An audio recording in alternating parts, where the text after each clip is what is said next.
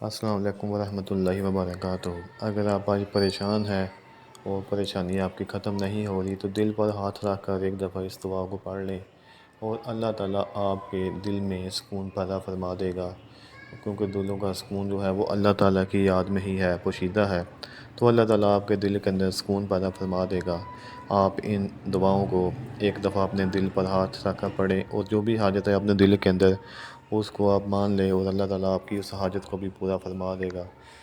اور اپنے پورے یقین کے ساتھ ان دعاؤں کو پڑھیں اور اللہ تعالیٰ آپ کی اس یقین میں برکت فرمائے گا اور اس کو پورا بھی کر دے گا انشاءاللہ تعالیٰ۔ ان دعاؤں کو آپ پڑھیں۔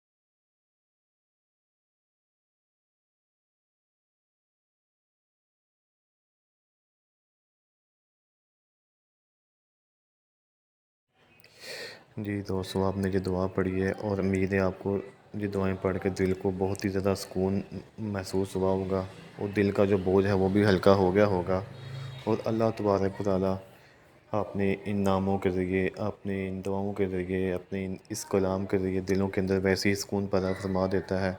اور اگر ہم باوضو ہو کر ان دعاؤں کا ورد کریں تو یہ دعائیں ہمارے لیے ذریعہ نجات بھی بن جاتی ہیں، اور ہمیں کوشش کرنی چاہیے کہ ہم ان دعاؤں پر عمل پیرا ہوں اور ان دعاؤں کو اپنی زندگی کا معمول بنا لیں۔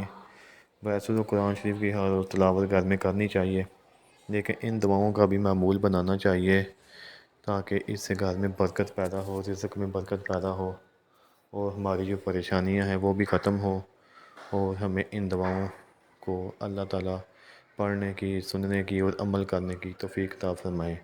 اور ہماری اس چینل کو اگر آپ نے سبسکرائب نہیں کیا تو سبسکرائب کر لیں تاکہ آنے والی نئی دعائیں، نئی ویڈیوز آپ تک ان کا نوٹیفیکیشن پہنچ جائے اور آپ ان کو دیکھ سکیں۔ جب بہت ہی اچھی دعائیں ہیں، مجرب دعائیں ہیں، اور آپ ان کا ورد روزانہ کی بنیاد پر کر سکتے ہیں۔ رات کو سونے والی بھی دعائیں ہیں، صبح اٹھنے والی بھی ہیں، پورے دن کے لیے بھی ہیں، اور ہر پریشانی کے لیے ہیں، اور اللہ تعالیٰ نے ہر پریشانی کا حل قرآن شریف میں رکھ دیا ہے، اور ہمیں اس پر عمل کرنا چاہیے۔